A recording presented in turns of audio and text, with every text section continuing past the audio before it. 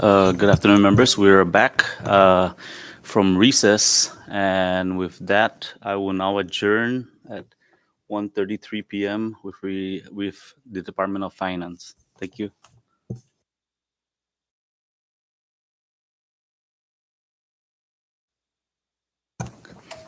Good afternoon, members, and Secretary Reboloman and his team.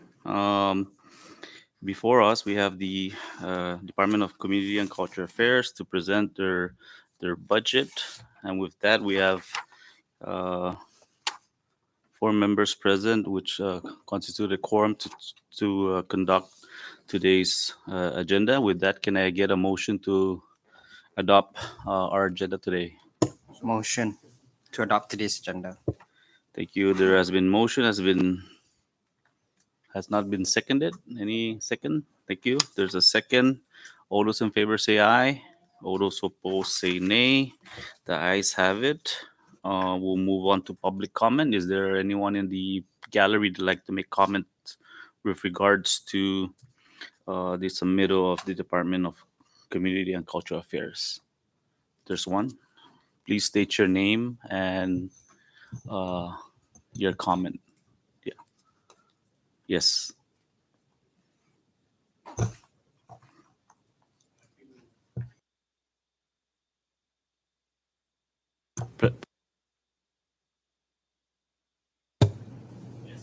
Can you hear me? Okay. Greetings, Chairman and members of Ways and Committee. My name is Monica Pua.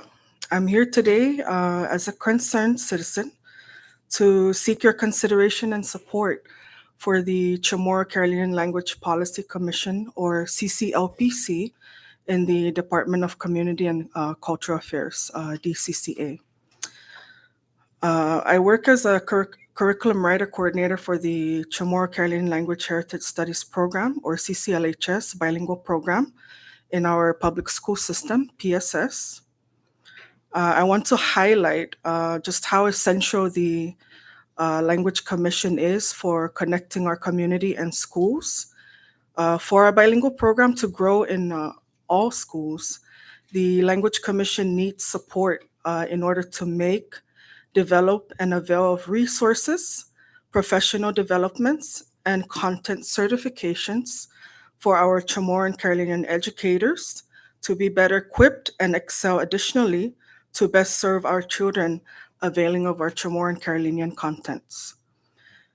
These are just a few, but very critical elements to improving the bilingual program and schools in general. I humbly seek your support in appropriating funds to DCCA, or the Language Commission Department, to continue its partnership and operate effectively as a critical stakeholder to accelerate its support for our bilingual education system. Evidently, our younger generations of youths are speaking our languages, our indigenous languages, less and less at home. And so with your support to change this and lead us to work together to change that trajectory, our hope lies in your hands. Thank you for your time. Thank you, Ms. Pua. We did note that, Mr. Nick, because I didn't get the name. Is there anyone else that would like to comment with regards to the submittal? Okay, being there's none, Sarge, can you direct Secretary Rubalaman and his team to the chamber? Mr. Secretary, you may stick. I don't think we have a sword.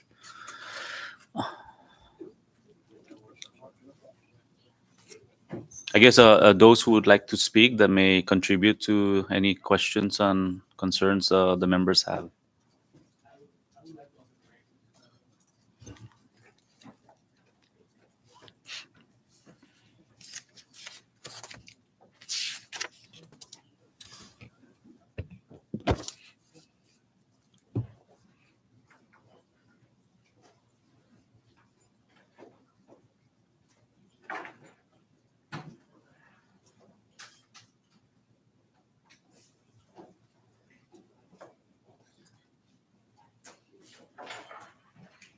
Thank you again, Secretary. I now yield to you for your, I guess, introduction to your directors and then your budget presentation. Thank you. Thank you, Mr. Chairman and members of the committee. I've prepared a very brief PowerPoint just to walk you through what I would like to do with regards to this afternoon's presentation of DCCA's budget hearing. Okay, thank you. So, I was hoping that our agenda this afternoon we will try and touch base on the overall picture, the big picture of the House, if you may, of DCCA, and then later on zoom into the different rooms that provide all the services and all the heavy lifting that are done at the DCCA, Department of DCCA, rather. So, Mr. Chairman and members, this is the Community and Cultural Affairs. I am your Secretary of DCCA, Frank M. Ramalman. And I brought with me very experienced and capable directors and managers of the different programs and divisions of the department. And if I may start on my far left, heading the division of our Office of Aging on Office of Aging, if I'm not mistaken, Walt Manglonia.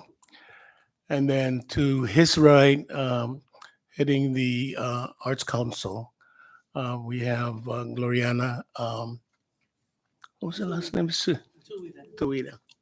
Thank you. And then to my immediate left is Gordon Salas. He's the one handling the child care language license program, rather. And in my immediate right is our administrator for NAP, Miss Margaret Aldon. And to her right, I brought our administrative officer who's helping me a lot on managing the Historic Preservation $6 million grant, Ms. Mona Camacho.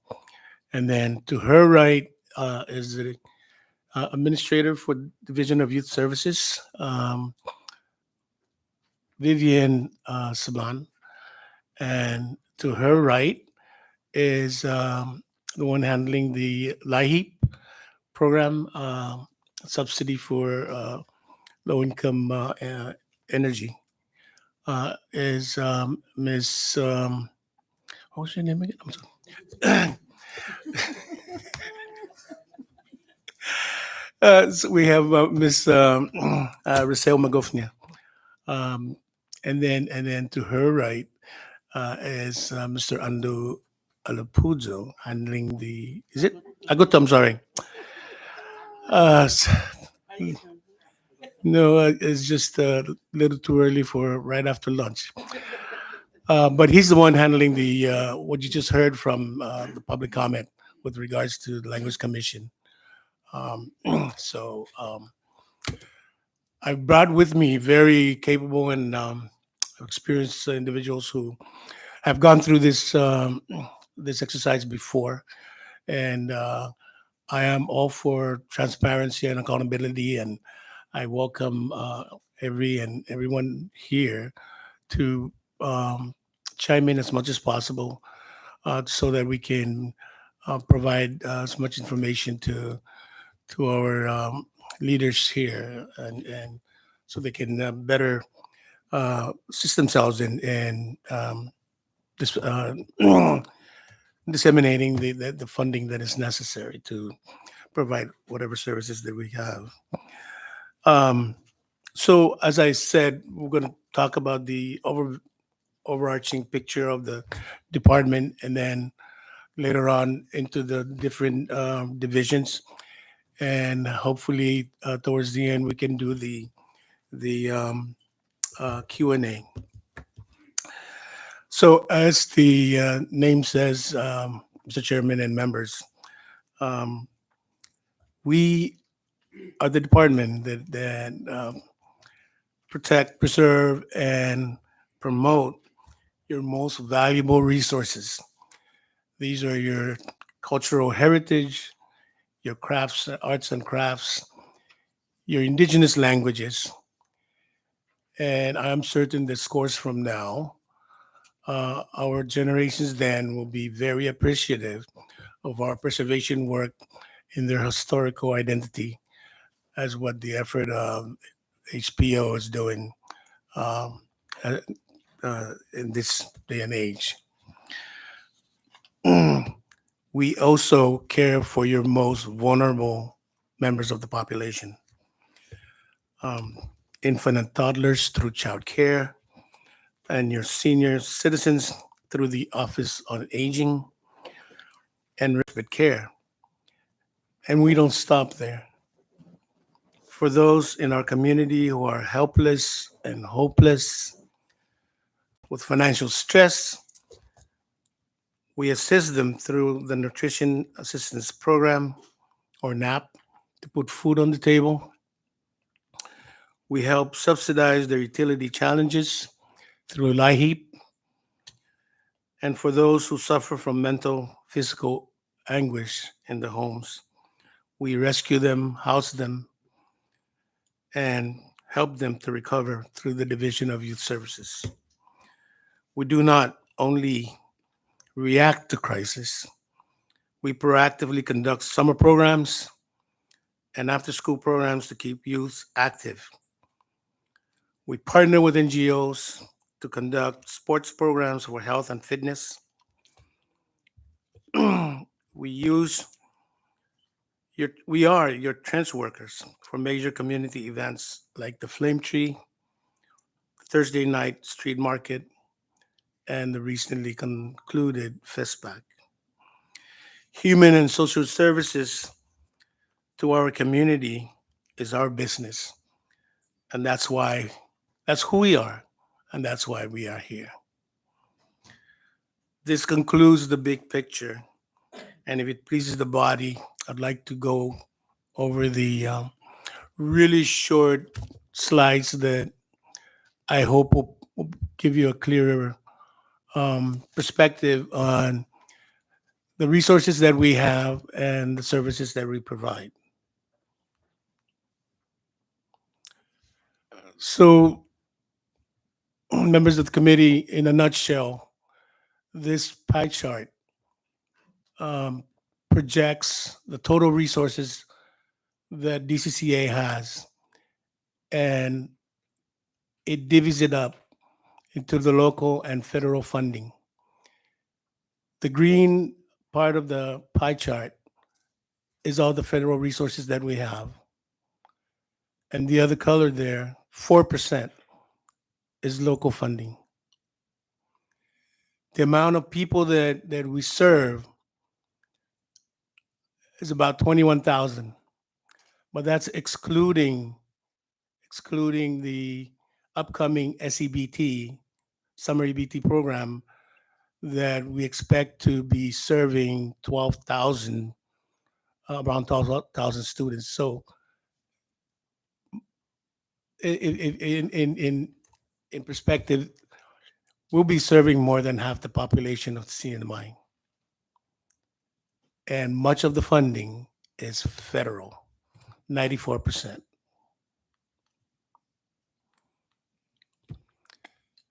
The breakdown of where those services are, or where the resources are, rather, in that pie chart, the blue part of that is all the pass through benefits in NAP, pass through in the subsidies, in LIHEAP, as well as in childcare. Um, of course, the smallest color chart there that is red, that's the indirect IDC, indirect cost. Personnel is the light green, and the other one is it? Yeah, that's all others. So if you don't have any questions, I'd like to zoom in down onto the different rooms that actually do all the heavy lifting, and I can defer to the directors of those respective programs. Um, so, if no questions, Mr. Chairman and members, I'll go ahead and start with the Chamorro and Carolinian Language Policy Commission. So, and that goes to undo. But let me just show you the breakdown of um, what's federal and what's local. So in the Language Commission is fully local, but there's no all others. There, it's all on personnel. Um, there's five. I mean, there's actually five FTEs that we have. Um, there's three active individuals that are actually doing all the translations that you can see there. It's about 48 translations to date. One of them, one of the five FTEs, he's on extended sick leave. And of course, the other one is the executive director that we're still working on trying to recruit. Um, we we are trying to bring together the board. There's a quorum already been appointed for the board, but we would like to bring them together and have them sworn in. That's going to be a challenge and remains a challenge, given that we would need to bring the members from Rhode Antinian. But I'm working closely with DPL with the lease contributions, community contributions that they've shared with the um, affairs agencies. So we're trying to get that nominal amount of money to try and bring the board members together, at least to get sworn in and get them established. Just a footnote on the language commission. We've been working. I've been actively working with the public school system to try and um, put more effort into filling the vacant positions that they have with regards to Carolinian instructors as well as Chamorro instructors in the bilingual program. And so while that thing is ongoing, all that effort is, they're working closely with the Indigenous Affairs and the Carolinian Affairs. I'm trying to beef up the Language Commission, and as you can see, it's a challenge given that there's really no all others funding. And if, like I said, to all the directors, please chime in if you need to. But I'm just going to go right through it. Um, we have the challenge, I mean, childcare licensing program. I'll yield to our esteemed director, Mr. Gordon Salas. Thank you, Secretary, and good afternoon, Chairman, and this honorable body. Again, my name is Gordon Salas, and I'm heading the child care licensing program. Basically, in a nutshell, our program we have four FTEs. To my understanding, we're all locally funded. We used to be under federal, but we had to migrate back to local because we had that funding available. So right now, as we stand, to my knowledge, we are local, but I do see some breakdown on the percentage as 85.5% allocation. In the childcare licensing office, we have like I said, four full-time staff. Um, just a brief background on the data. We have about 36 licensed centers throughout the cinema, minus the island of Rhoda. There are close to 1,000 or over 1,000 children that that fall under the program, as well as over 200 providers, which are the teachers uh, and their assistants. For all the licensed centers in the cinema, we do conduct one announced and one unannounced inspection, and the purpose of this is to make sure that the office ensures the health, safety, and well-being of all the children that are in care. Lately, the license providers have gone up due to the fact that the after-school program was infused in. There was funding on the other program, which is the Child Care and Development Fund, so we were able to inspect and license additional after-school programs.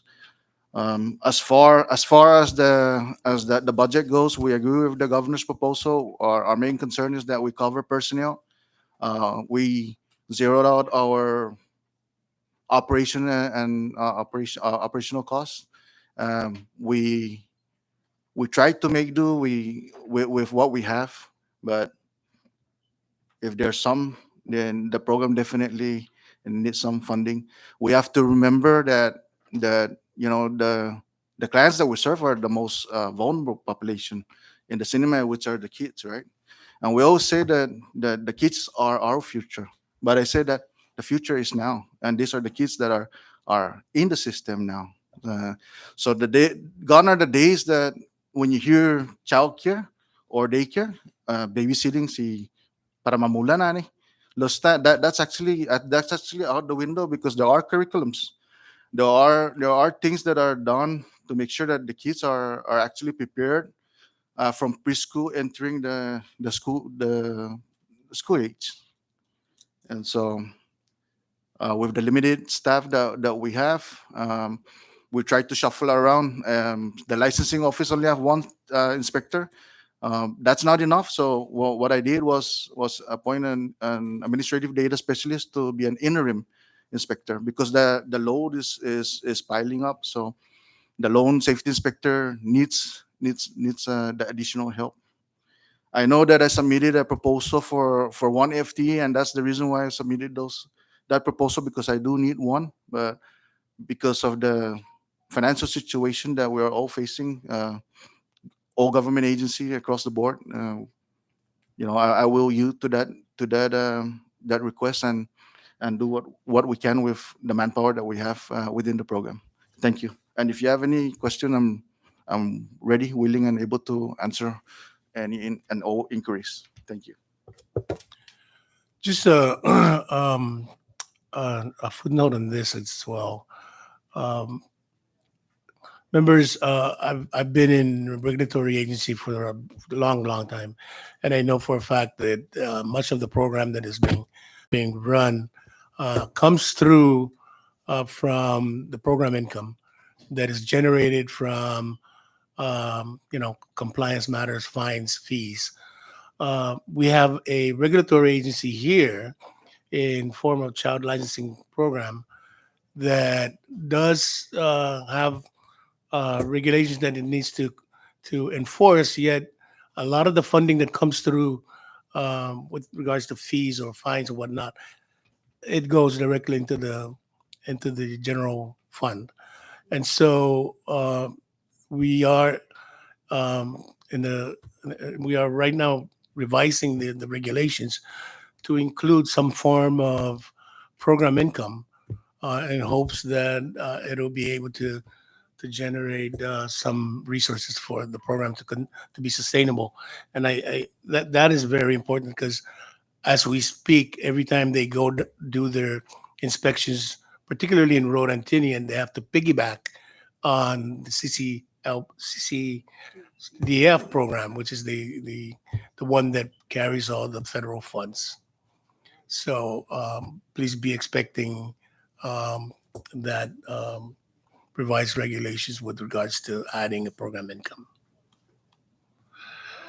Let me move on to. Oh. So let me first apologize that our director for Child Care and Development Fund is not with us this afternoon. She has an emergency at the hospital, and so she's been excused. But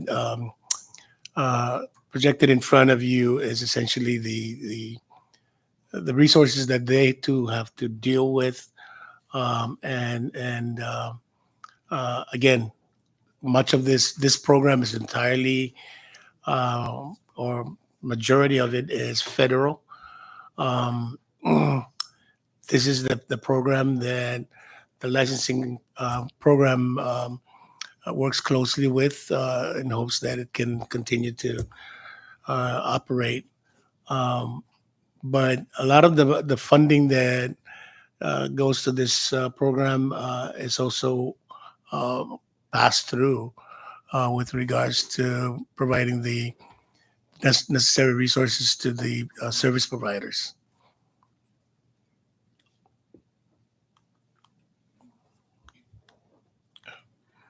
Uh, And then we come to the agency that promotes the arts and crafts or Commonwealth Council for Arts and Culture. Good afternoon. My name is Gloriana Tawira from Arts Council, and I think I'm safe to say that I'm the rookiest of everybody sitting on this table. It's my first public hearing.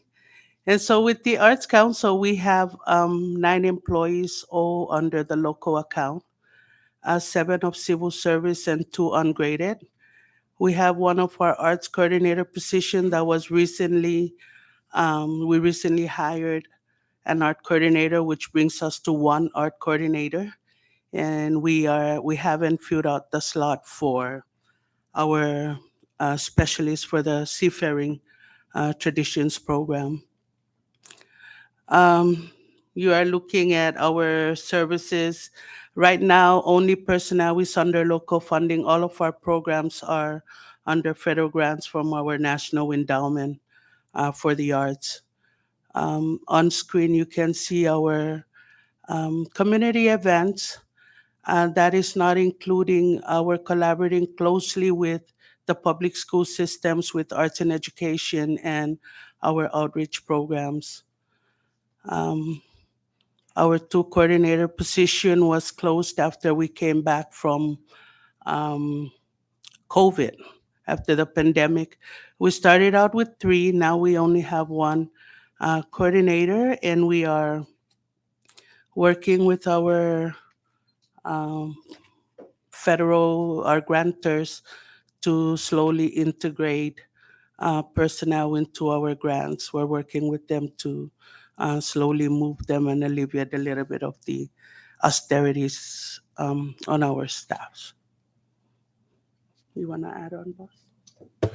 So yeah, I think we need to emphasize that effort of trying to offset some of this cost, particularly the personnel that is strictly local, to try and migrate a little bit of them to the federal side. But please understand that this is one of those grants that we had lost not too Few long years ago, back. and we were able to recover back in previous administrations.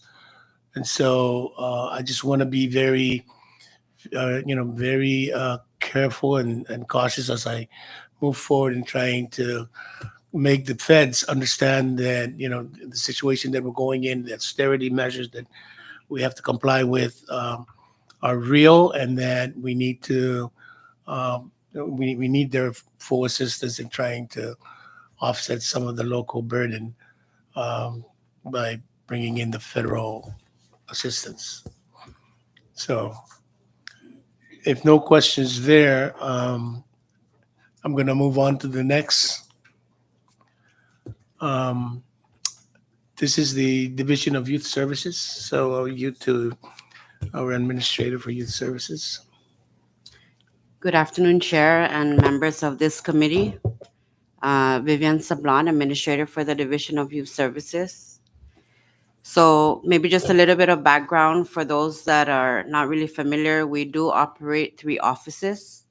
Of course, the main office being here in Saipan, and then we have our satellite offices in Tinian and Rhoda. We do have a total of 40 employees, which 28 of them are 100% federally funded. And then we have 12 that are 80% locally funded. However, we are utilizing our federal funds to cover the remaining 20% of those locally funded employees. Our total personnel costs is almost 1.2 million in federal funds, and then about 342,000 for local funds. We do have different units and programs within the divisions, and that includes of course, the main office for DYS. We do have the Child Protective Services, the Juvenile Probation Office. We operate a 24/7 emergency shelter. We also, as you may know, we operate the Kangman Community Center, Tanapak Youth Center, and the Rhoda Sinapalo Youth Center. With that said, we have the data listed there. We can shout out the FY 2023 data only because it's a complete fiscal year. But as you can see, those are the different numbers that we have for child abuse and neglect. Very alarming for last fiscal year, we reached over 1,000 victims, including primary and secondary victims of child abuse and neglect. We sheltered 54 children who were removed from home. We placed foster kinship children, 17 of them. We had 46 juveniles on probation, 51 incarcerated youth. And then we also assisted 174 youth who were having truancy attendance issues under the PSS SARC committee. And then, of course, our main prevention program, which operates from all the youth and community centers, we served over 1,000 clients. So with that, I'll be open to any questions if any of the members have.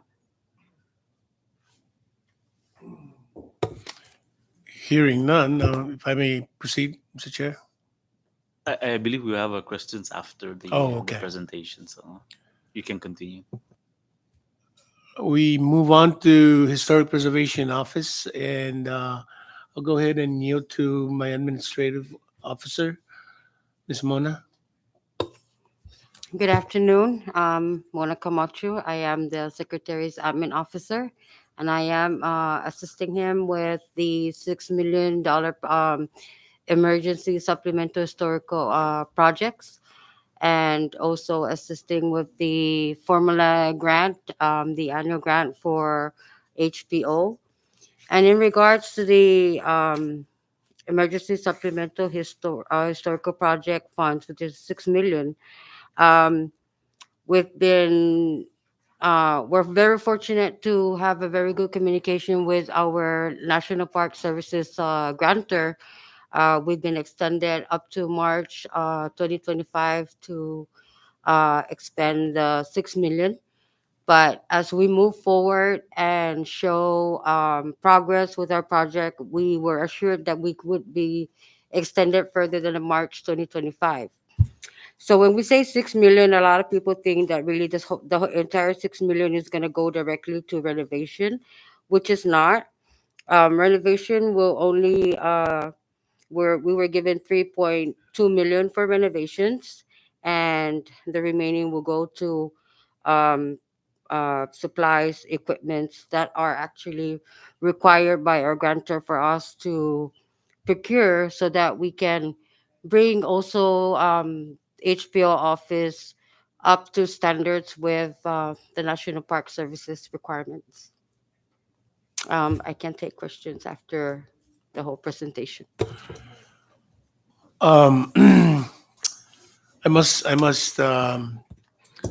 confess on this one, or what's the right word? When we first, I don't know if you've heard about it, but we almost lost the $6 million grant, if you recall that. And part of the reason why we almost lost it was because of the reporting. We were really slow in providing the necessary report. Unbeknownst to us, it didn't only deal with the $6 million grant. We later found out that even the formula grants, the 2022, 2023 um, grants, we almost lost. In fact, the we recently submitted the 2024 grant, and we're informed that the 2023 previous year's grant was submitted, but it was blank.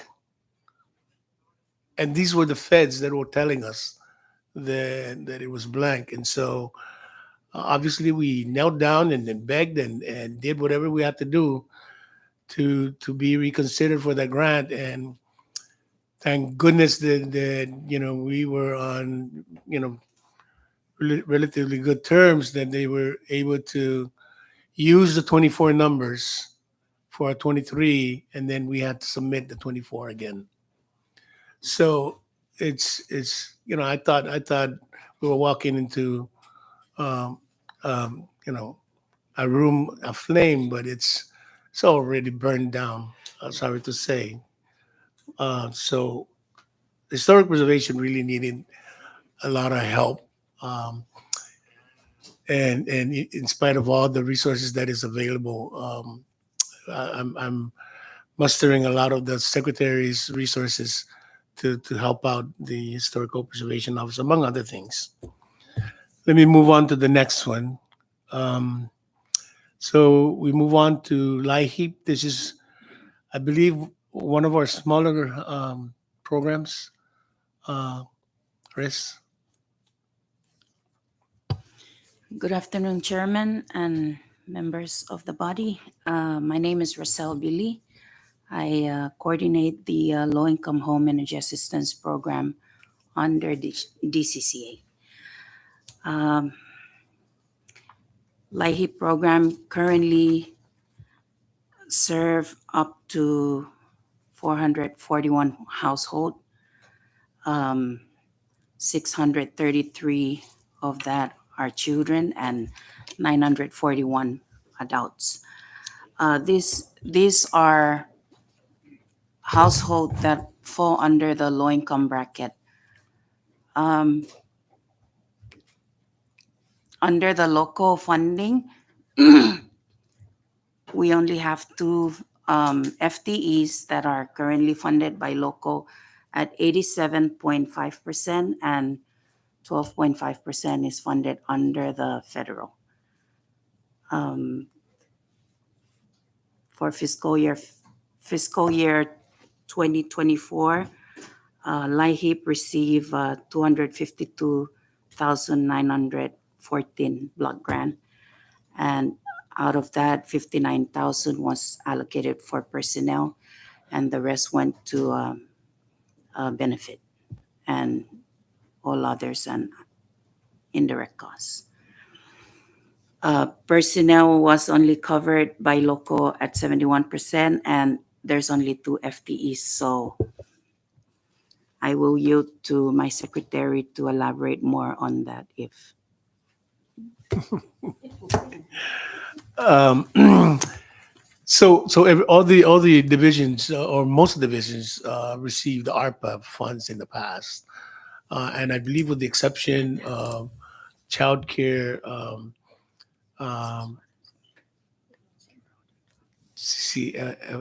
no, not CCLP, but CC Development Fund. There's still they still have ARPA funds that they're working with trying to expend, but for the most part, everybody already expended their ARPA, if I'm not mistaken. Oh, yeah, DYS still has.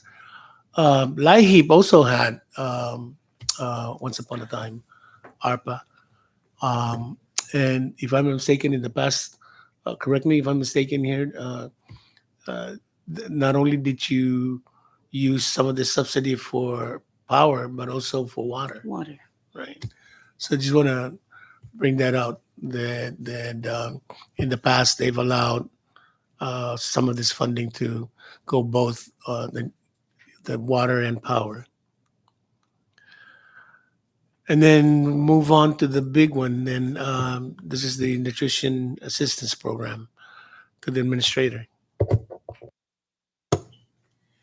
Good afternoon, Chair and members of this committee. I am Margarita O'Don, the Nutrition Assistance Program, NAP, or better known as Food Stamp Administrator.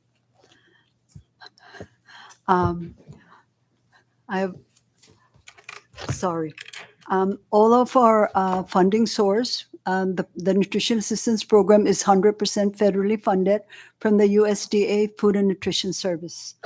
We have, if you look at our budget, we get 34 million. We got $34,812,000 in FY24.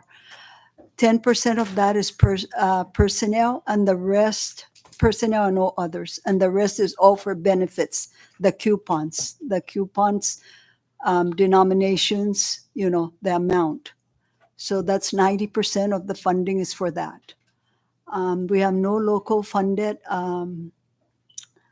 personnel. And I also want to add that in that federally funded program, there are 6 ARPA funded staff, and the ARPA grant expires September 30 of this year, 2024. Looking at our data, and I believe this is as of May, we have Saipan with 4,654 households. I hate my voice. And in those households, there's 12,001 active members, meaning individuals in those households. Rhoda, we have 240. There's 593 individuals in those households. Tinian is 179, 436 individuals in those households. And Northern Ireland, there's 1. We spend about an average of 3.6 million for benefits alone. Again, that's the coupon that our recipients receive. Later on, I will, if you guys want updated numbers, I do have as of June. But when we were preparing this was as of May. Thank you. And on a lighter note, to calm down my colleagues, I got numerous calls that NAP is in the hot seat for this hearing, so relax. Thank you. Just an update, I guess, on the SCBT. Oh, I'm so sorry.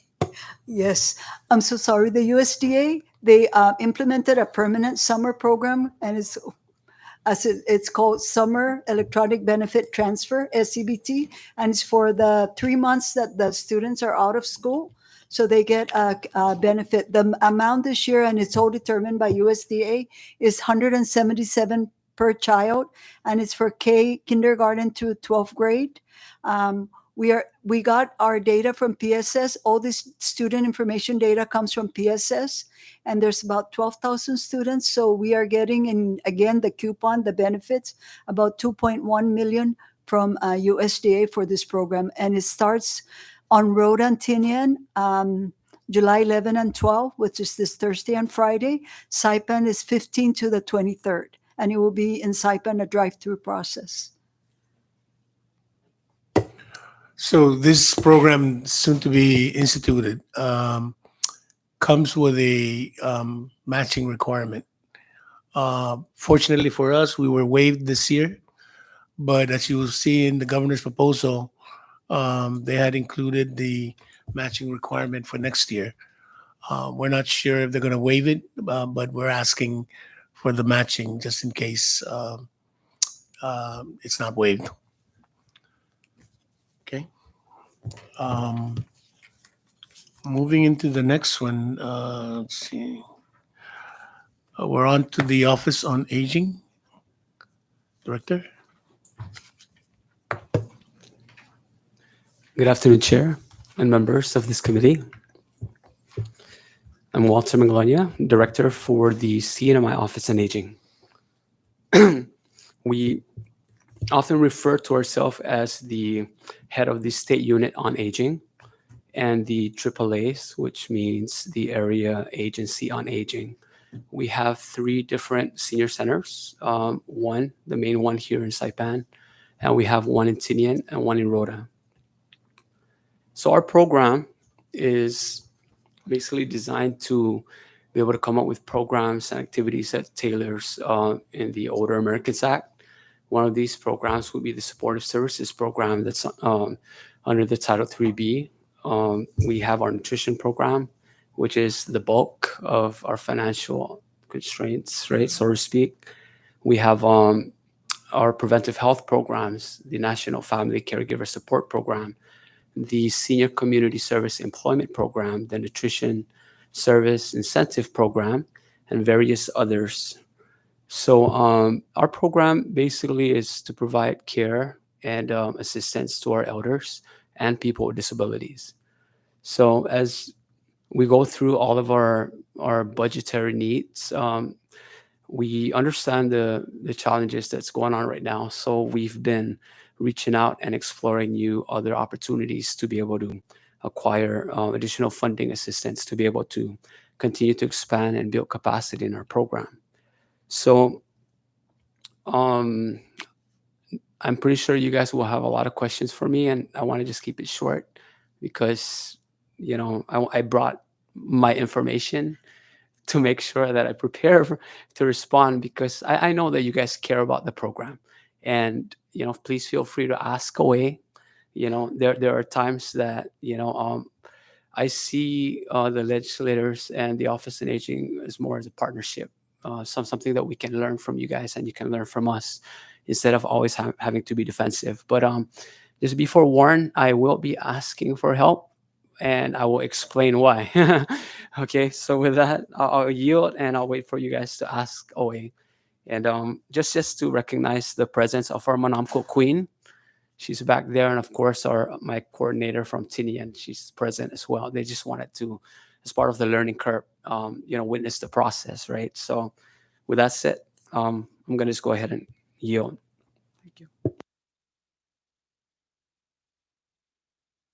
I guess that concludes our presentation, but let me just reiterate what I said earlier, that true, we serve over half the population with the services that we provide, and we get about 47 million as a whole in resources. 4% of that comes from the local, and 96% comes from the feds.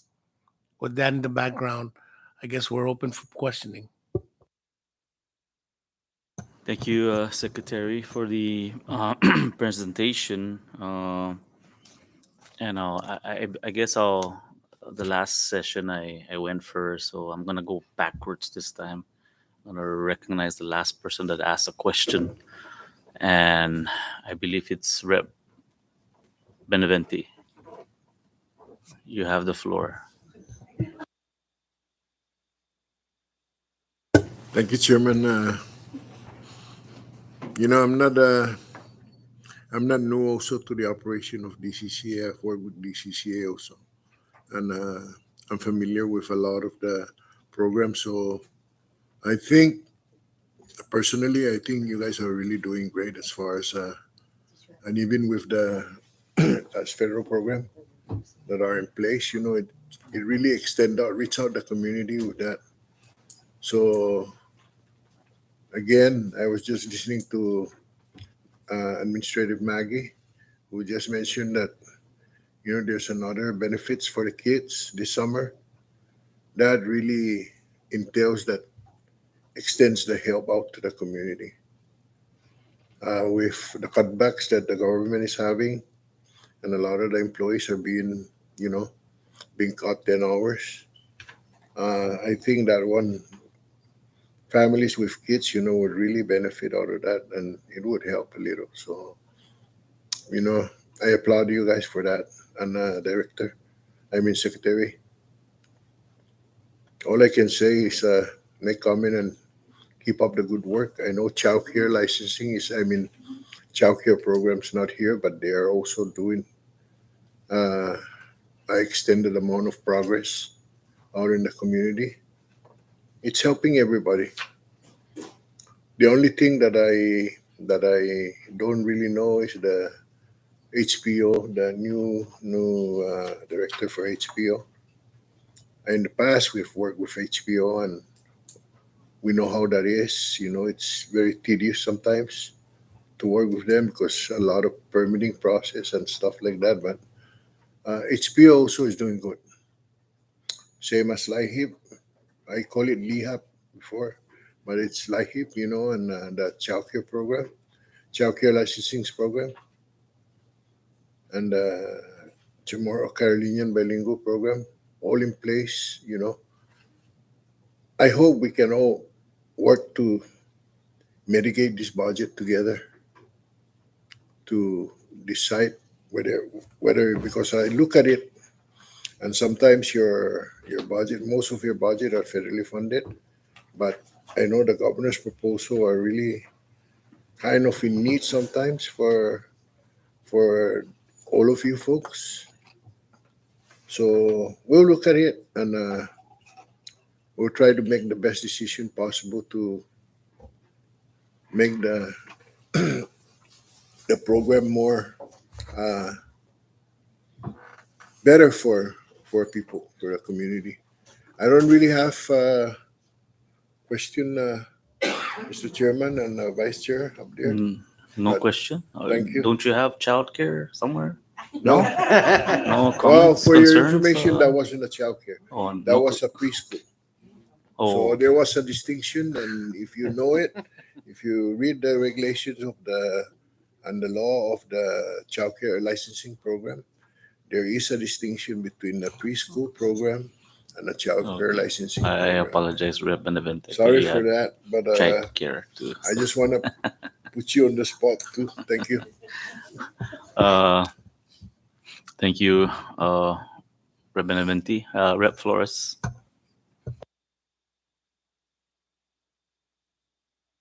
Marisa Flores.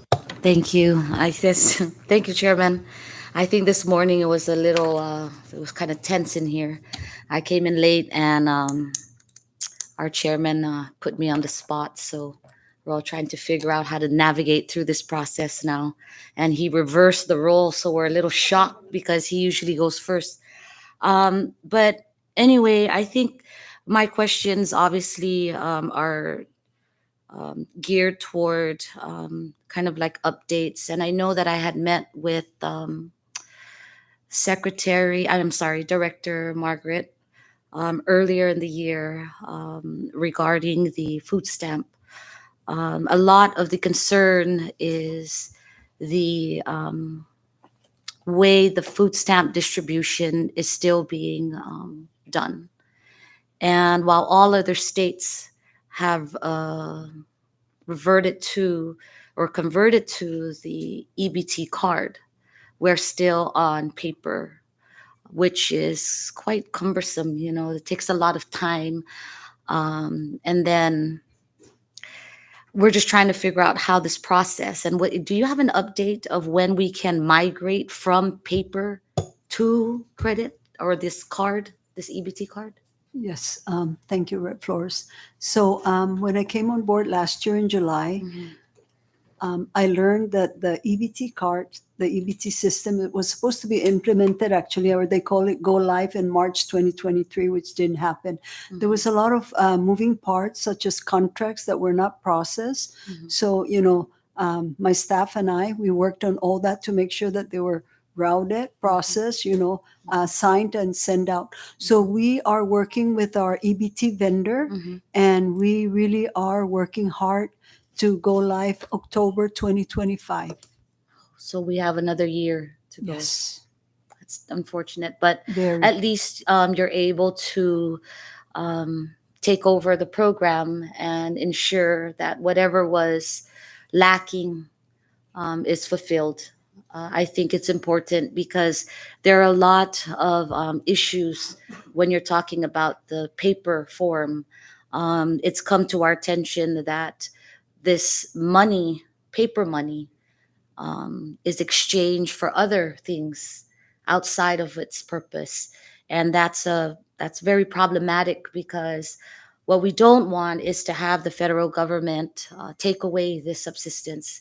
It's much needed now than it was ever before. I think the current economic climate is a big factor.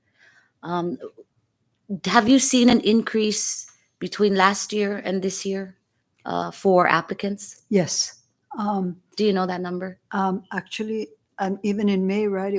For last year, I'm really sorry. I don't have the number for last year. I have for October Okay. of 2023, but as of June 2024, we have 5,351 households. And that's 13,623 individuals that are in those households. I recall for May, it was 4,000 something that we put up on the board. And because there were certain layoffs that occurred within our community, were you able to, I guess, identify the influx in these layoffs and these closures of businesses? Yes, and that's what we're Okay. monitoring. Honestly, we're putting like a new column, Okay. to look at all this, where they're coming from. Our applications, we're expecting it more to go up in July and August because, as you know, like for example, Hyatt, they closed in June 30, correct? So they'll still be getting some kind of income, right? Until I don't know if it's the first 2 weeks of July or something, so we're expecting that all these new applications from, for example, Hyatt will be coming in latter part of July, August. So Okay. yes, we are looking at An influx. looking at that. Okay. Is your grant yearly? Yes, it's Okay. annually. It's called a negotiation. So we either go to San Francisco or we come here and we do it through a memorandum of understanding that has all the, parts of what the CNMI NAP program is supposed to do. Okay. And when does this negotiation take place? This year it's going to happen here in Saipan, on Saipan, August 13 and 14.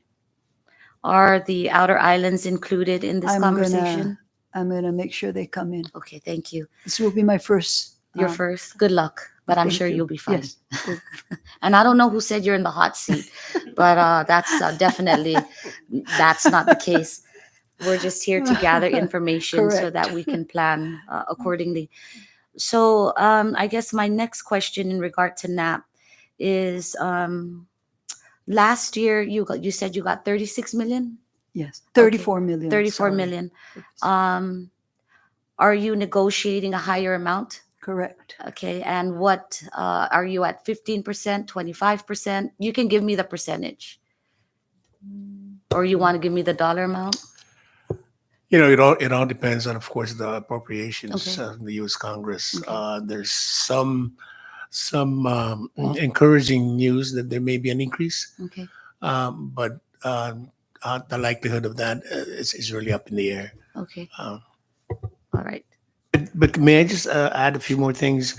So you mentioned about problematic issues with the paper vouchers. Just don't get me wrong. Even if we move into the EBT electronic, there's still a lot of abuse going on, and we've learned that from other folks that are already implementing. So it's a a work in progress that we have to make sure that we are up and up to par to ensure it doesn't go out of hand. And thank you for that, Secretary. I'm pretty sure that you'll have your systems in place. On the flip side of that, however, I think it's also important that when you go to these negotiating meetings, I know that these EBT cards cannot be used from state to state. At least that's what was told to me. But in terms of our medical referral and the way people access healthcare, is there a way maybe that you can consider at this negotiating meeting that at least between the inter-islands of Saipan, Tinian Road, and also include Guam, because the travesty is when we have our people outside on the side of the road asking for money for medical referral to augment, expenses. And a lot of this includes food, because we know that they're getting a subsistence of like $25 a day or something. I don't know. But can you please consider that? I think that would be a big help, because we need to figure out ways, but also thinking outside of the box. And we wouldn't know unless we ask. I would rather ask and have a slow yes than not ask and get a quick no. So Thank if you for that, can. Rep. Okay. I have not, gone into any discussion with for Guam, but if they're here for medical referral in Saipan, they pick up and they can use their coupons here. Oh, see. From Tinian, they can Okay. do the same. All right. And then now that we're talking about the outer islands, we were in Rhoda and Tinian, and some of the problems that we were having, and I'm pretty sure Rep. San Nicolas, and I don't know where Rep. Julie is, can further take this conversation down. But we did see some concern in regard to the distribution of this subsistence, but I won't go into that. I'll go ahead and let Rep. San Nicolas discuss the matters that pertain and affect his senatorial district. You mentioned, I guess, thank you. Thank you. You're Ms. Gloriana, you are in DCCA, Arts correct? Council. Arts Council, and you are asking for some funds on the local side, correct? We had requested for if we could get back our 2 coordinators that we lost after the COVID. Okay. We had 3 and now we're down to only 1. Okay. All right. And what positions are those again? Art coordinators. And what do they do exactly? They work with artists, different art disciplines. And so one coordinator would be working with traditional artists. Okay. One was formerly assigned to the performing artists, and then the other one was assigned to the contemporary ones. Okay. Oh, I'm sorry. Go ahead. No, only because we have now like a total of 294 Artists. registered artists and it's kind of hard on that one artist coordinator alone to work with everybody. Okay. So what do you charge for this? I guess, do you have a fee for your local artists to be a part of this group? No, there's no fee for our registered artists. Uh-huh. However, all the projects they do, they get compensated out of our grants. Okay. When you And say so- compensation out of your grants, what does that So mean? they apply to the grant for Uh-huh. a project that they're gonna do, Okay. and then that's how they get paid. Okay. Yeah. So do you have a plan for fiscal year 2025 in regard to this outcome already? Yes. Okay, good. Yes. All right. Thank you. Thank you. And I'm sorry, I tried to take this down by division only because it's all together Yes. in one area. And I know so we're 9 in one department, so gotta break I'm going to it try to down. make it quick. I'm really trying to minimize my questions. Yes. And I think I'll just go ahead and I'll stop with you.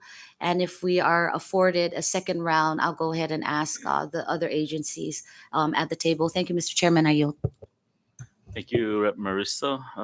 Rep. San Nicolas, you're using your time? You're using your time? Okay. Rep. Manny. Thank you, Chairman. And thank you, Secretary, and your directors and team for being here today.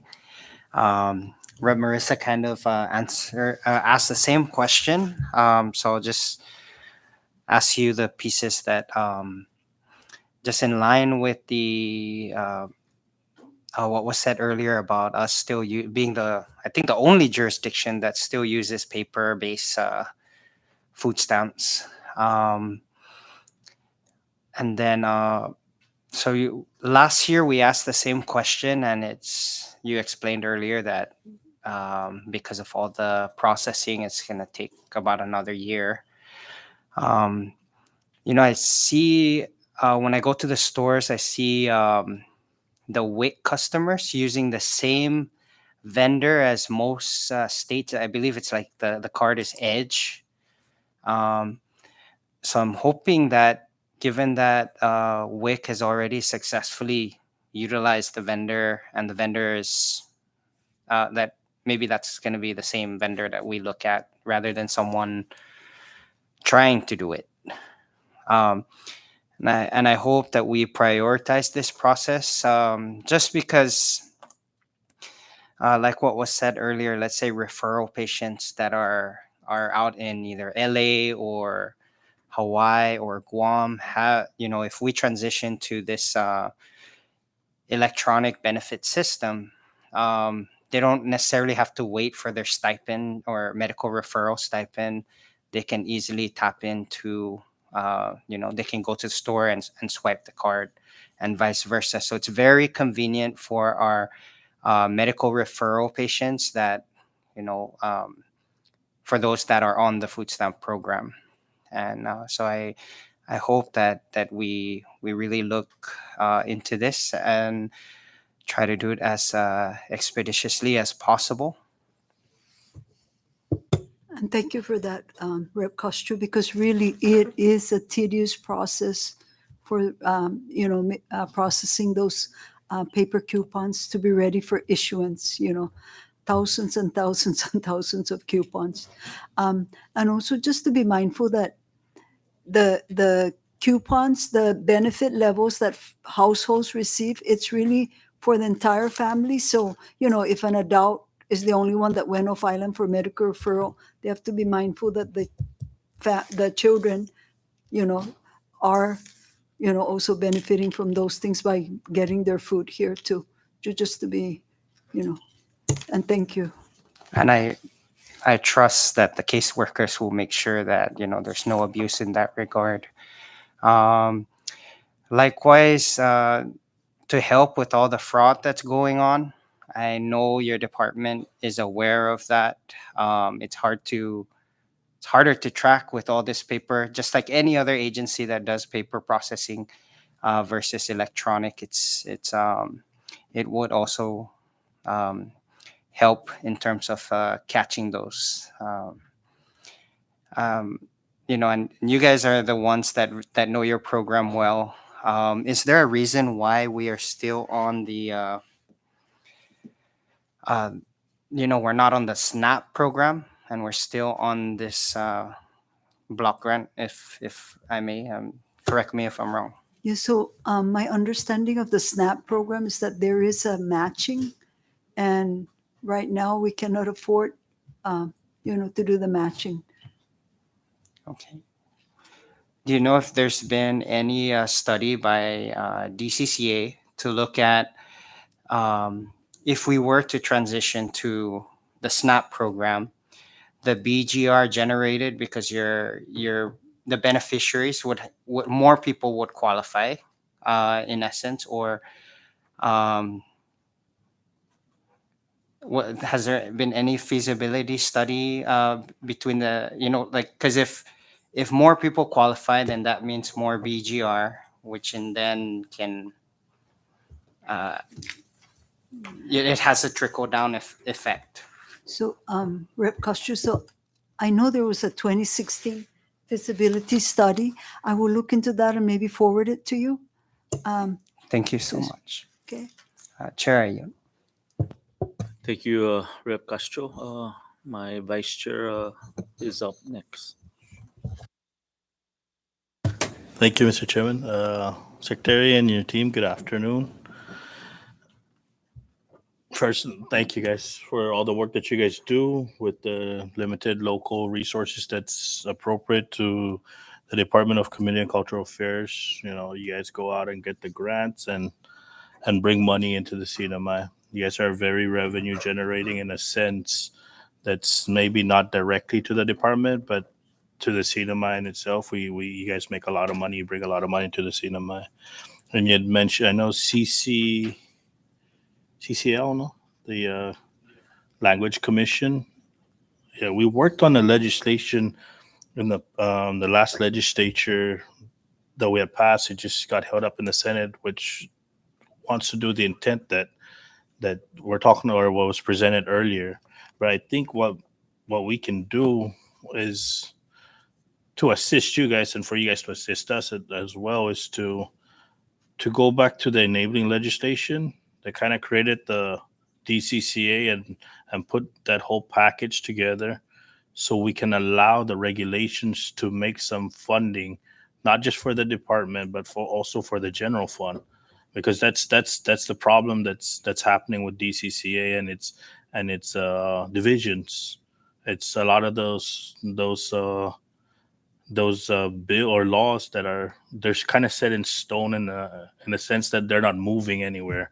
You implement a lot of regulations, but yet you're not able to get the funds from those implementation of new regulations because of the law that's holding you guys back from getting the funds. So maybe what we should do is sit with you guys, all the division directors and the secretary's office, to work on I guess rehashing the enabling act so that it gives you some more authority.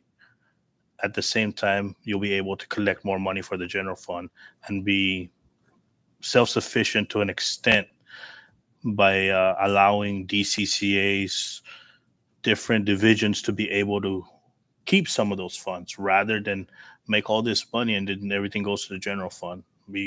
So it'll help you guys, it'll help us at the same time. And maybe, and I know that the SNAP program it's nothing new. It's something that's been spoken about for over 15 years since I believe we first got our delegate position, and our problem's always been the matching.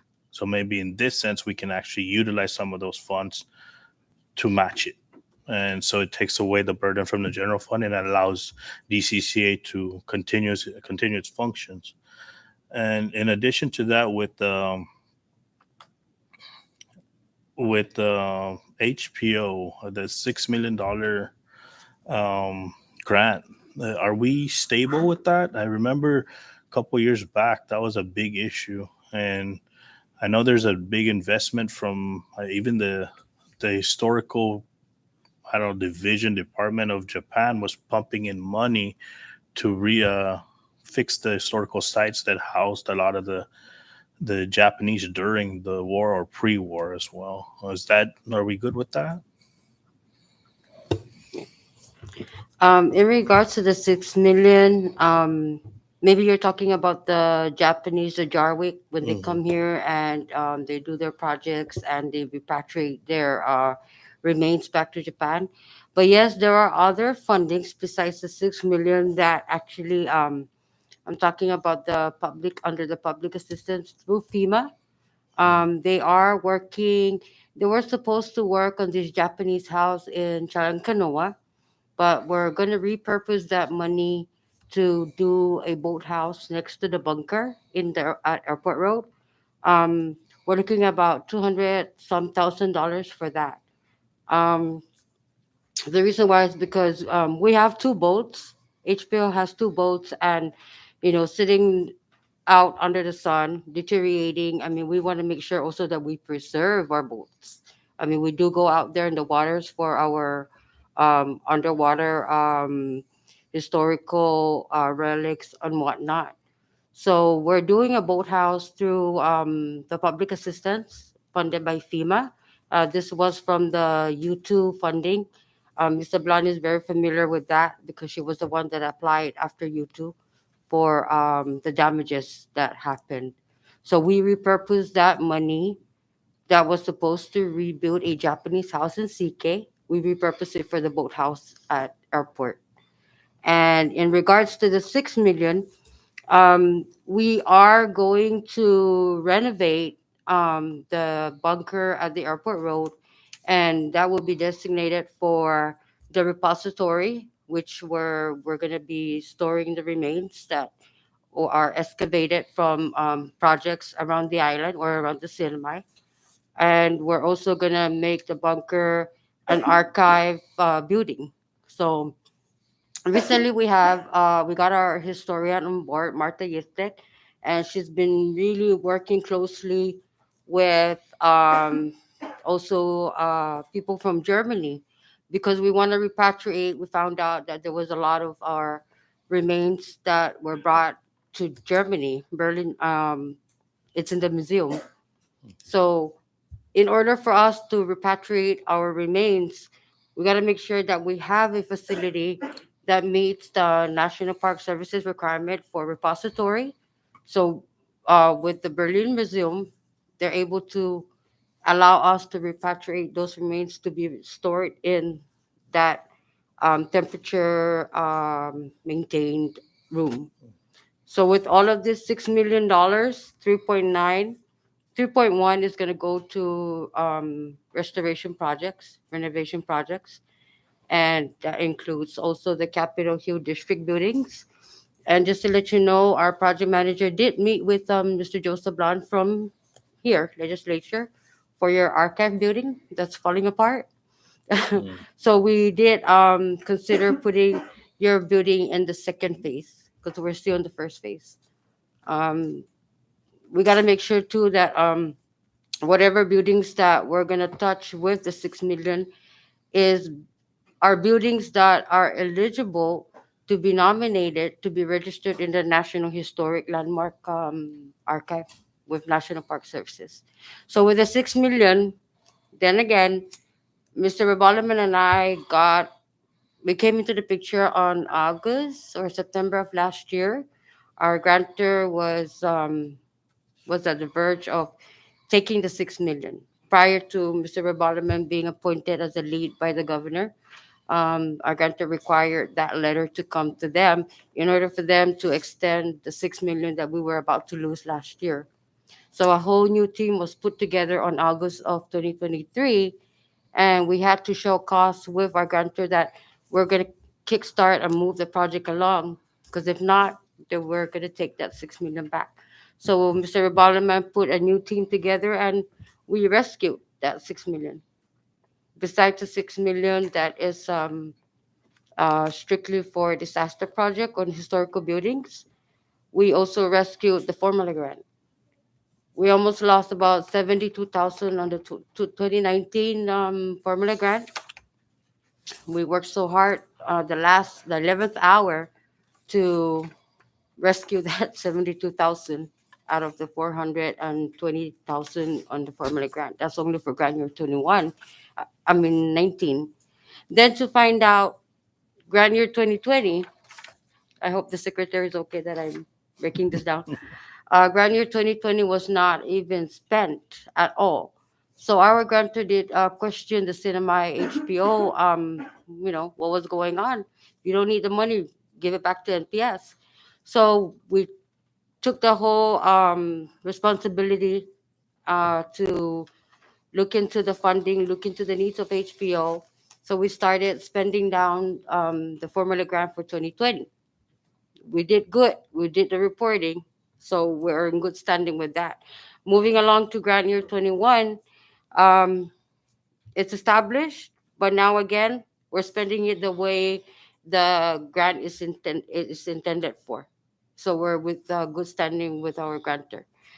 Grant year 2022, we found out just about 3 weeks ago that grant year 22 was suspended for the reason that there was no reporting done um, from the 2019 and the 2020. It crippled the 22 grant. So we had to request from our National Park Services grantor if they can restore that and award us the 22 because they see that we were fixing 1920. So we were just given the award about a week ago for grant year 22. So we have that extra money again. Grant year 23, let me say about grant year 24 before I get to 23. Grant year 24, Mr. Rebalaman and I and the historian for HPO, we had to tackle this a week before the application was due. We had to turn in the grant year 24 application, or else we would have missed out on May 30. So we did that. When we did that, now we're pending the award for the 24. When we did that, we found out from our grantor that grant year 23 was submitted blank. The grant application was blank online. So we went back again to the drawing table, and we did because the application was already closed online. We had to send an email to the grantor with all the edits and the requirements that we need in order for us to be granted the 23. So where are we at? As of last week, we are out of the red. We're in good standing now with our formula grant and the disaster grant with the National Park Services. Okay, All right. Thank you. you're welcome. Secretary, I guess through your division heads, outside of the like fees and regulations implemented, you don't have to obviously give us the stuff today, but can you provide us as to the amount that we could collect through you guys' divisions?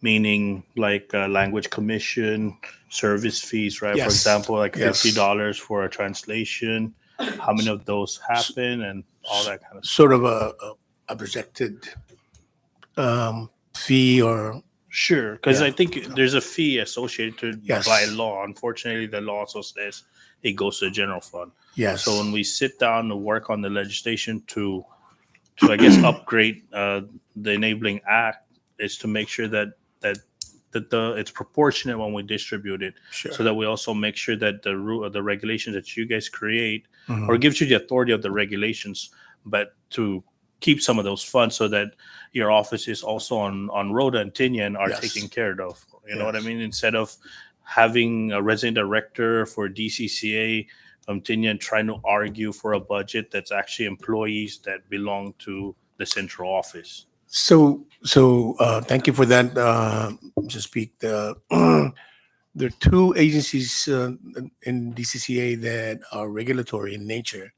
CCLP and HPO, and then there's one that provides a lot of translation services that is prevented from recovering any of that cost. So we can certainly sit down and generate the fees that you're talking about right now.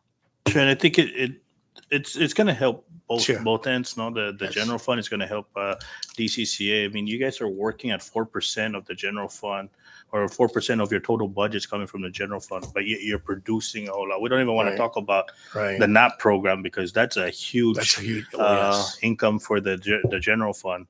But also maybe that's one thing we can work with the NAP program is like inventory wise on what leaves the office for use at stores, and then the actual stores that submit for with rev and tax when they file their taxes, so that we can count one to one. Because right now, if we break it down, there's a lot more being sent out, but yet the collections are not matching.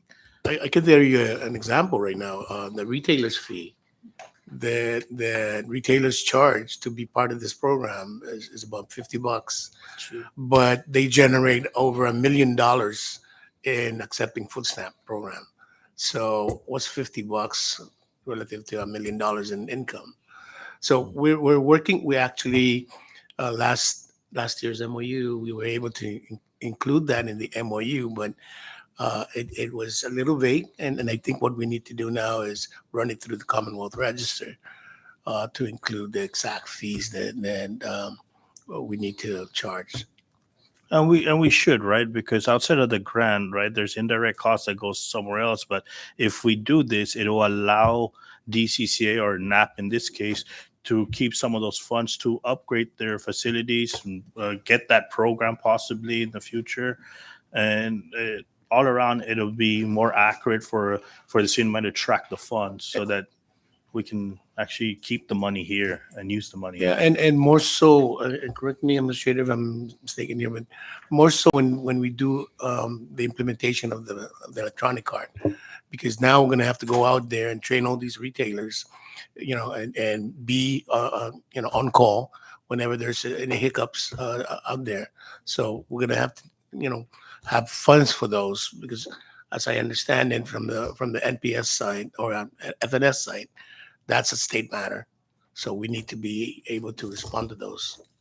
And even with that, we can actually charge them. It benefits them to get trained, right? We pay to go to school at NMC to get better ourselves as professionals. So in order for them to get the money, charge them the cost of training.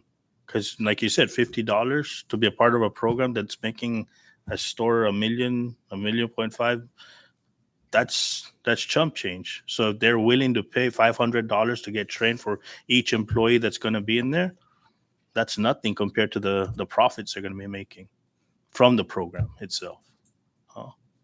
Thank you, Mr. Secretary, and thank you, Chairman. Thank you, Vice Chair. I guess I'll just go over the budget submittal that you gave us, and I'm comparing last fiscal year and this fiscal year. The notable ones were the youth service of Saipan, where there was 21 employees, now 8. Are those the ARPA funded at the time, or? So for FY 2024, we had 13 FTEs. You're seeing 19 there, but the rest are not funded. Okay. So only 13 were funded for FY 2024. So FY 2025 is 8 now. So FY 2025 is supposed to reflect 12 Okay. that are funded. Okay. That's noted. And then as far as the all others, the 161,000 under NAP, that was for the admin. Is that what maybe I misread that or misheard that? Under NAP, there was a operations administration proposed 161. Is that correct? That's for the summer EBT for the, it is a required, the 50% matching, and that's Oh, so for this is the admin matching. costs. Okay. The benefits is going to be provided to us. We don't have to do a matching for that. Okay, because we don't have any concerns with regards to the governor's proposal, because it obviously was higher than last fiscal year. Of course, we would like to see more staff migrated into the federal side, because this is, I guess, I don't want to say social service, but it gives a lot of benefits to our people. So I believe that majority of the staff should be migrated to the federal side of this, and less on the local. And other than that, I have no other issues with regards to the proposal given to us by the administration, unless Secretary has a concern that or priorities that needs to be addressed that maybe be missed by OMB or. Yeah, let me just be very clear. We are in full support of the submission from the governor, but there's maybe an FTE or two that I really believe it needs to be aired, coming from Office of Aging, and this has to do with a previous policy decision to convert limited term employees to permanent, in spite of the fact that the funding is not sustainable. And I was livid when I heard about this, honestly, because the the funding source comes from the agencies, and it has to be from the agencies that will say if these individuals should be a limited term or this individuals could be permanent, because we know where those funding sources come from. Unfortunately, in this case, the aging office was instructed to convert um, these limited term employees to permanent. Now we face two um, civil service employees who have their funding sources expiring the end of this fiscal year. And so, how do we deal with two civil service employees who, you know, don't will not have any funding Okay. at the end of the fiscal year? And that's why, like I said, as much as we support the submission of the governor, we this was an oversight on our part because we didn't expect that these individuals would Okay. lose their. Can we get the fiscal impact on the amount? Owe you to the director of Okay. aging.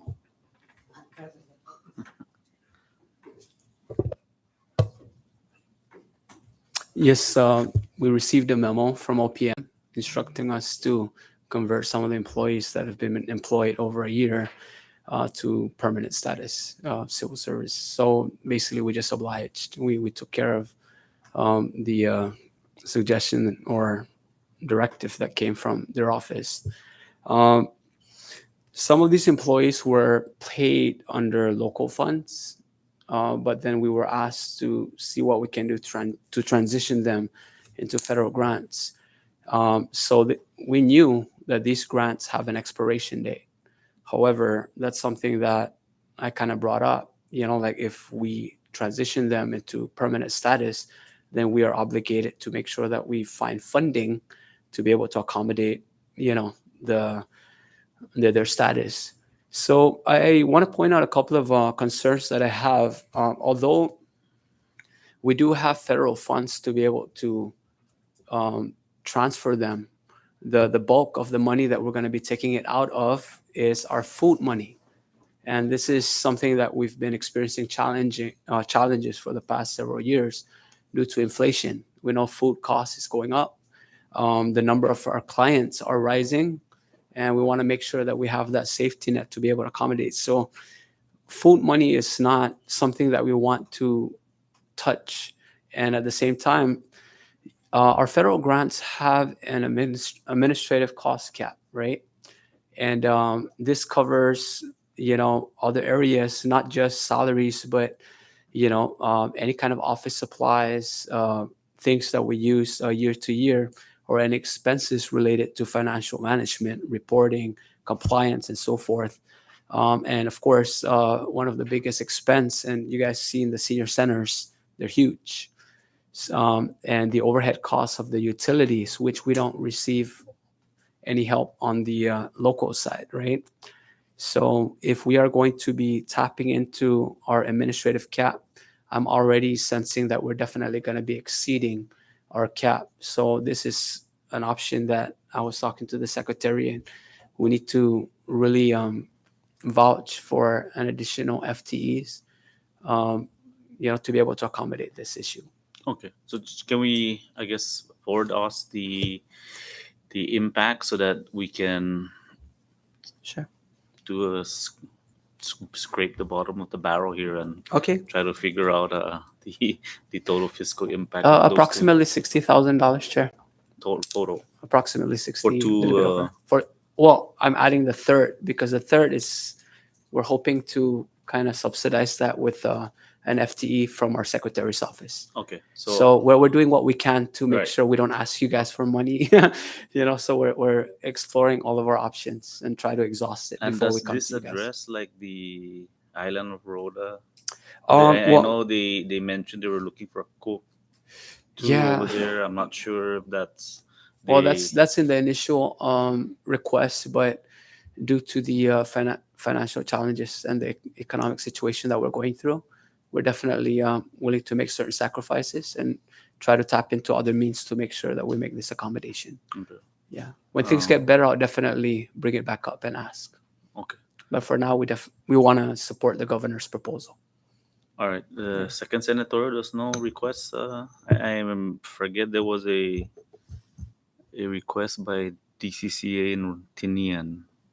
I just forget what was the ask, if it was a position or okay. I'm not sure. I think there's Oh, one what's for under? Okay, I had under NAP. Okay. one for NAP because one of the employees is expiring or contract's gonna be terminated. So From we have ARPA. yeah. So the concern was the one position, right? One NAP Okay. and one ground maintenance. I think ground maintenance for The aging the aging program. maintenance person. Okay. So We'll see that one when we deliberate, right, Chairman? yeah, yeah. I just want to bring it up because the concerns were brought up to us, especially the one NAP worker that's there. So that's something we can look at too, and try to make sure that they're funded. I'm not sure if our former Ways and Means chairman took that position, or I'd like to congratulate our. He's texting me over here and saying, hey, you gotta ask budget questions. So I'm being raided right now by a former colleague. So I'm sorry. I want to make him smile because he's there texting away. I don't have much as secretary. That's pretty much it. Let me go for the second round. Rep Flores. May I request? Sure. So, Rep. San Nicolas, so the one NAP staff is ARPA funded and the grant is over, expires, right? September 30, 2024. However, we did put in for two, staff for on the NAP-based funding for fiscal year 2025 for Tinian and for Rhoda. Again, that's incumbent on USDA FNS approving that budget that we submitted. Okay, so just so that we don't have that gap, we want to make sure that we have someone there just to Yeah. address the concerns. Yes, Chair. So, Chair, unfortunately, as you all know, U.S. Congress was on a continuing resolution, right, with the budget. So, honestly, the word scrubbed, I've never heard it so much in my life with FNS. We really wanted to work, as you guys know, a press release was announced in December to decrease the benefit level. And then we continued working with USDA FNS, our grantor agency, and we kept scrubbing our FY24 budget so that we don't do any decrease. And unfortunately, honestly, we're just down to the bare minimums. It's just benefits and of course the operations, which is the personnel, right, that we need to have to carry on the work of NAP. So to address that gap, we are sending two staff there, but like I said, we did put two staff for Tinian and Rhoda for the FY 2025 budget. Unfortunately, in 2024, honestly, there is just no room. I mean, very, very tight, like when you put on the jeans and it cannot. So unfortunately, that's the scenario right now that we are facing. Okay. So And there's 5 staff too on Saipan, in Saipan office that were given the same letter. okay. And So it's everyone in here. yes, Okay. all ARPA funded staff. Okay. So this were ARPA. Okay. Yes. Thank you for that. Thank you. Let me recognize Rep Castro. I don't know if this question's relevant anymore given the previous comment. But when we were on Tinian and Rhoda, we just wanted to find out, like, when it comes to distribution, we fly out Saipan NAP personnel to Tinian and to Rhoda. Is there any reason why we cannot have the Rhoda and Tinian personnel distribute themselves? Was there? So we actually, for issuance, we didn't fly for Tinian. Because one of the mayor's staff was assisting the NAP ARPA funded staff. When she informed us that she cannot assist as much because of, reasons, personal reasons, that's when we decided to send our 2 staff there to help the NAP staff there with the issuance. And that was for the June and July issuance. that was the fastest we could do to make sure that the operations was not hampered. And for Rhoda, there is a staff there. Is that two there? Just one. We send one staff to help the staff during issuance to Rhoda. Okay, thank you, Chair. I yield. Thank you. Any further? Let me recognize Joe Flores for the first round. First Thank you, before Chair. Rep. This, Mercer. this regarding for NAP program. I'm looking at the personnel for NAP. I don't know, correct me if I'm wrong. You only got one fraud investigator. Wow, it's a pretty low for one investigator with the recipients out there. The reason I'm asking is there's a lot of complaint regarding like stores exchanging funds with cash, and if only one fraud investigator is that low, it's very hard for him to accommodate with all those complaints coming. Is there any plan to hire one? Thank you for noticing that, Rep. Flores. Yes, in the fiscal year 2025, we do have another one for a fraud investigator.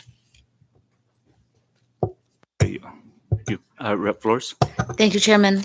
And so I guess I'm going to go now just concentrate through, I think, because you're so heavily reliant on federal funds, there is a level of accountability that has to happen, or else you've got some problems. But I'm just going to concentrate.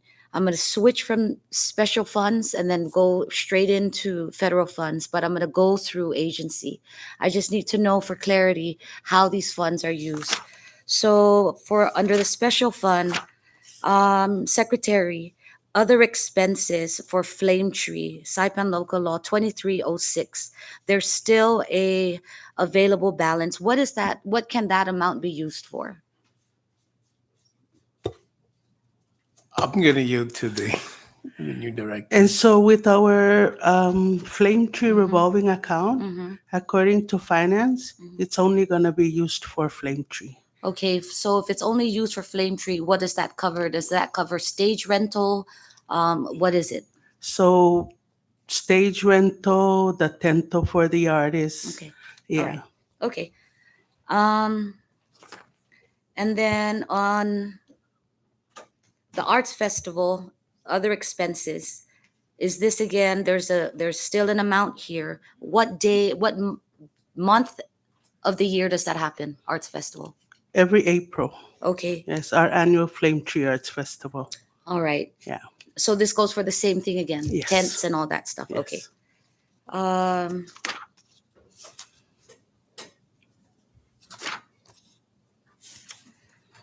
Miss Vivian, DYS, on other expenses, what does that consist of?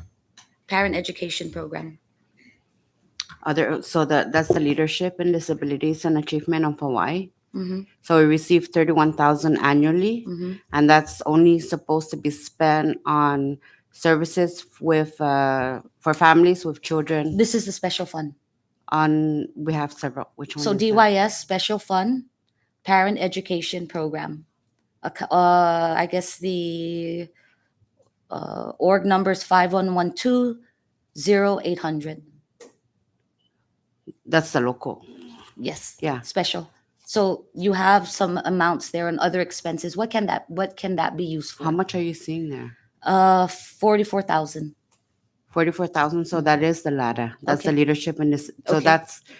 that's specifically for families with children with disabilities. Okay, and that is used for what? Used What for do you like purchase? training with our disability network partners. Okay. Support services like case management Okay. services, transportation, so forth. Okay. And then your DYS HE program, you have professional services. Oh, but you exhausted that. Yes, those were paid out to our Okay, good. youth advocates. All right. Oh, that's good. And then on DYS donation youth program, you have other expenses. Again, a very substantial amount. What is that for? So I believe that's the after school program. Okay. And that ended May of 2024. So we're waiting to see if that can be extended because that's less than 1 year when we're given the award. Okay.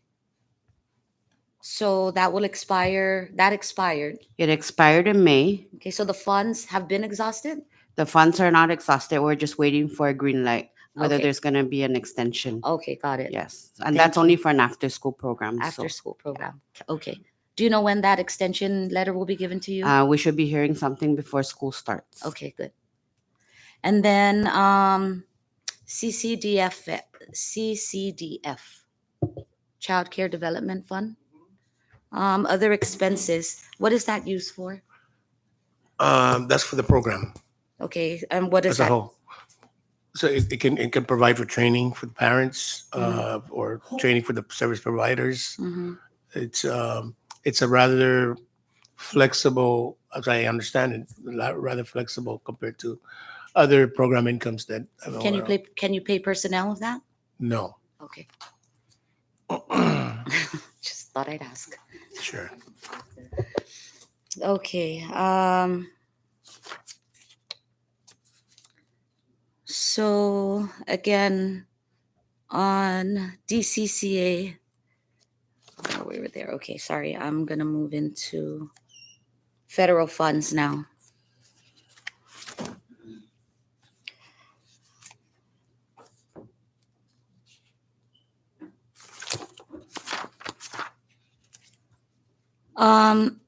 Council for Arts and Culture.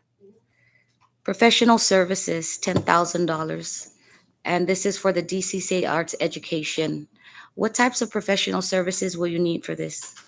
Or Well, what does it pay for? It pays for the artists to go and do outreach programs with the public school systems. Okay, Yes. all right. And how many artists does this cover?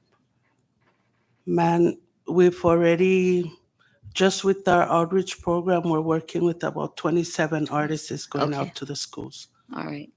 May I just add? Sure. So, with Arts Council grants, Mhm. a lot of those were written and intended for the artists. Mhm. There was hardly anything in there that was meant for personnel Mhm. or other programs other than what is already classified and categorized in what you have. So last week we actually sent series of emails to our grantor Mhm. asking if we can have a virtual meet because we would like to request Mhm. their leniency in trying to offload some of this personnel. Mhm. Maybe we can start with at least the covering of the austerity hours that Okay. have been reduced, then go from there. Okay. And like I said much earlier, that this is the same grant that was yanked from us several years back. Okay. So we don't want to, Right. you know. So it does allow you some flexibility if you just get the approval from the grantor. Absolutely. Okay, thank you. And you're doing that right now. Yes. Wonderful. Okay. For all your professional services grant that fall under the Council for Arts and Culture? Okay, so moving right along. Thank you for that.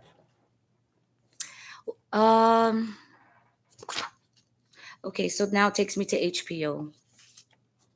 So there's an indirect cost here, and maybe Secretary, you can answer this. There's a bunch of indirect cost here.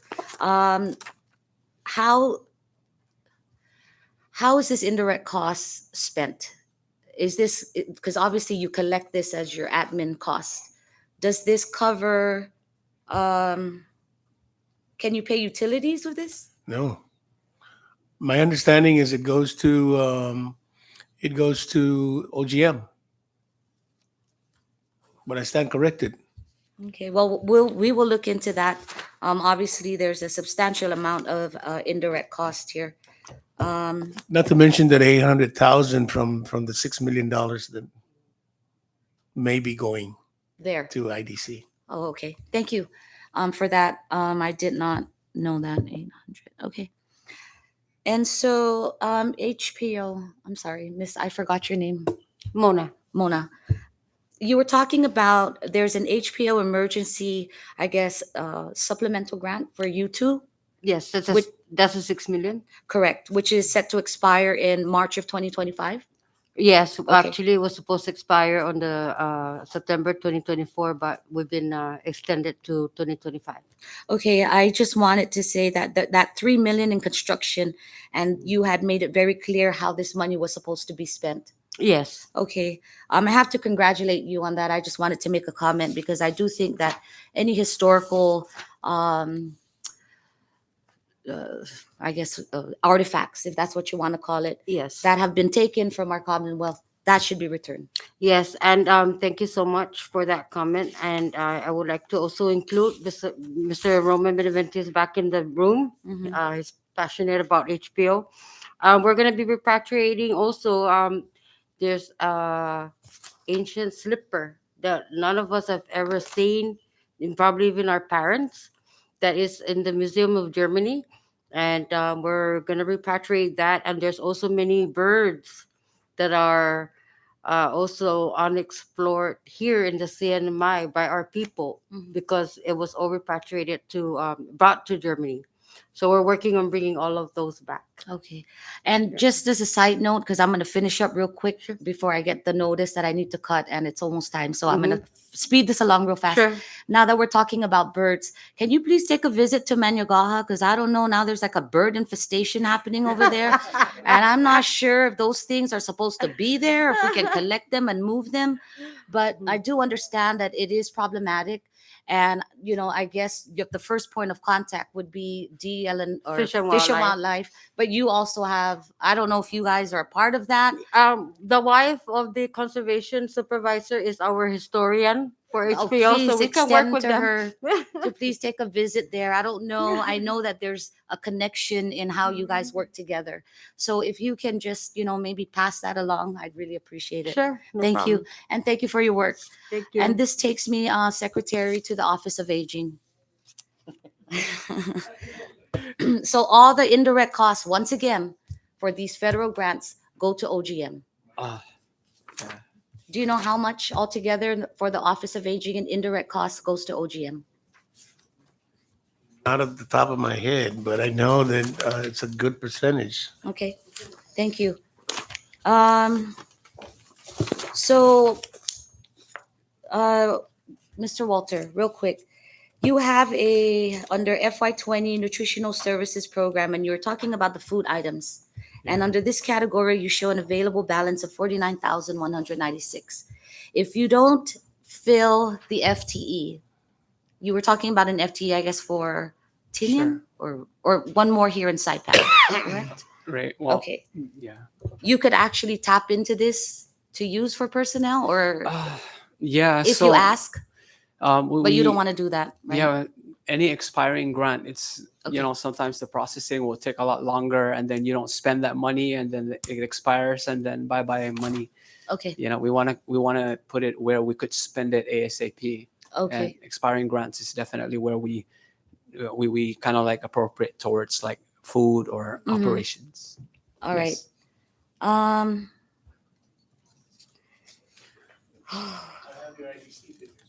Okay, Yeah, I sure, got it too. please. Go ahead. The total amount for all the federal programs out of DCCA is Mhm. about 800,000. Okay. That goes to OGM. Okay. For all your programs, or is Yeah. this just Office on Aging? No, All of just them. all the programs, Okay. but just for Office of the Aging is 147,000. Okay, got it. Thank you. Thank you, sir. Appreciate it. And I'm just about done. I'm just trying to look at these highlights real quick. Office on Aging, ARPA, OMB program, 924, professional services. What is this? So this is I'm glad you brought that up. So the ARPA grants that we got is basically catered to the Adult Protective Service program. Okay. We currently don't have the program here. We're in that feasibility state. So when we do professional services, we go and we make it part of our outreach. We tend to bring the information out to the community. Okay. We create digital advertisement, just talking about the program, bringing it out to the community, and then Mhm. we go out there and talk to them about it and acquire the data. Okay. All right, good. Then you also have another ARPA funding some money over here, and it is set to expire, I believe, in September of 2024. And this is the prevention health, I guess. I don't know. It's abbreviated, so I'm not preventive sure. health Okay. programs. Yeah, so it's basically just a supplemental assistance for our existing preventive health Title III program. And so who do you hire for these professional services? So we don't hire anybody at the moment. We temporarily get up. Well, actually, see, the thing is, we get a lot of free services. Mhm. So a lot of the promotional program will go into digital promotions and advertisements. So you outsource. Yeah. How we much don't in do it in-house. contracts do you pay? It varies. Okay. Yeah. For this Depend- particular program, how much have you allocated for contracts?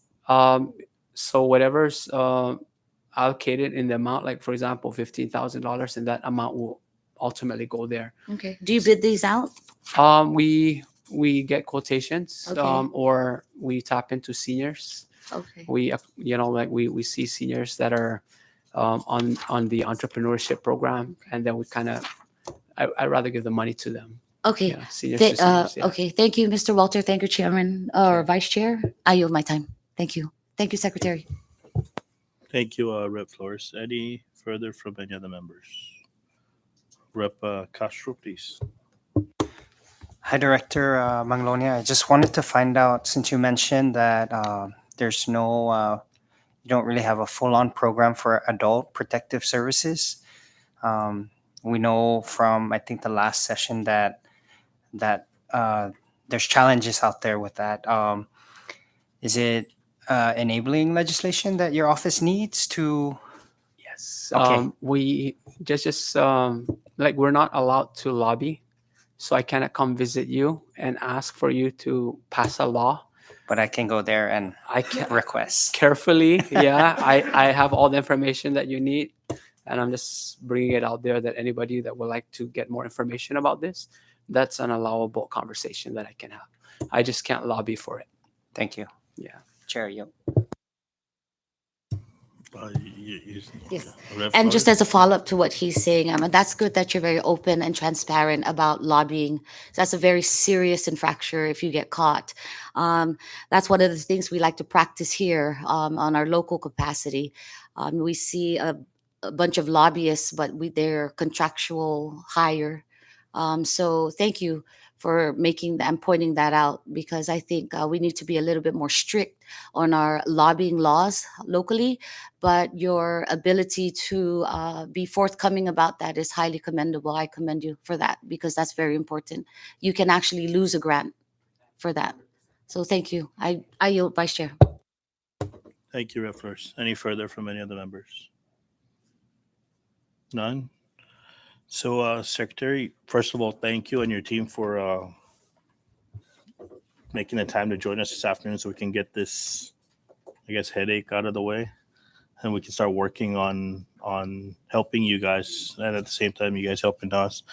Maybe just one recommendation when we start sitting down regarding the DCCA Enabling Act and trying to address all these issues, so we can help each other out.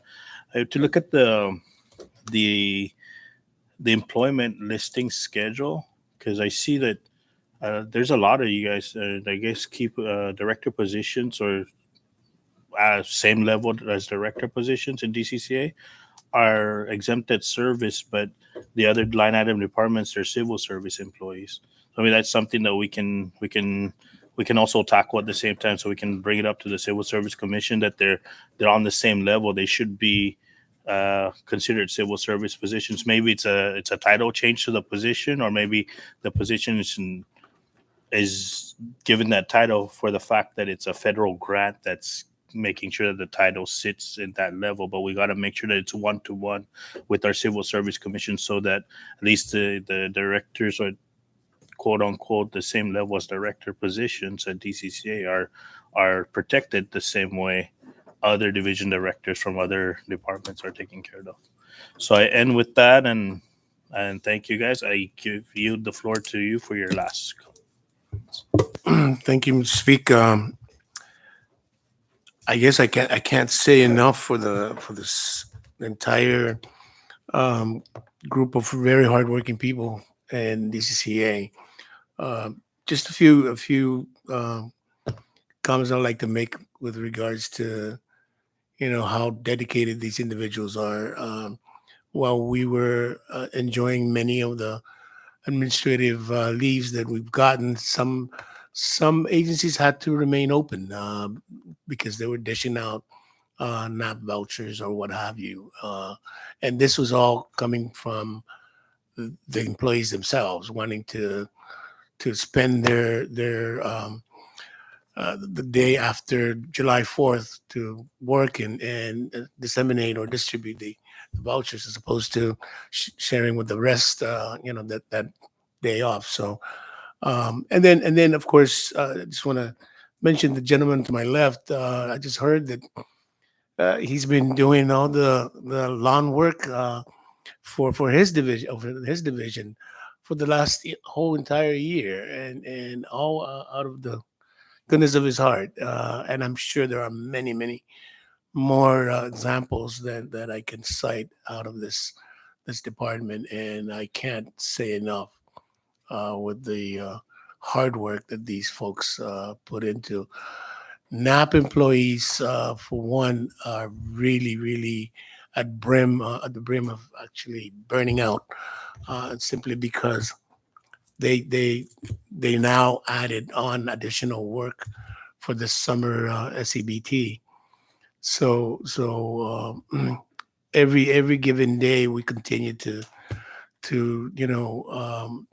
do emergency stuff, react to stuff because uh, you know uh, we didn't get any responses to ITBs that go out for redemption agents and whatnot. So that's what we're facing now.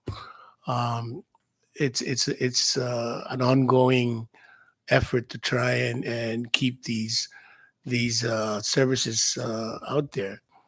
And I can't say enough for the hard work that these folks do. And I know Language Commission has been bombarded with requests for translations because their regulations are on emergency and they have to be submitted. And I've been on their case to try and get these in. So I just want to put that out that these folks really need to be recognized for the hard work that they do. Thank you. Thank you, Mr. Secretary. And with that, we adjourn at 3:34 p.m. Thank you.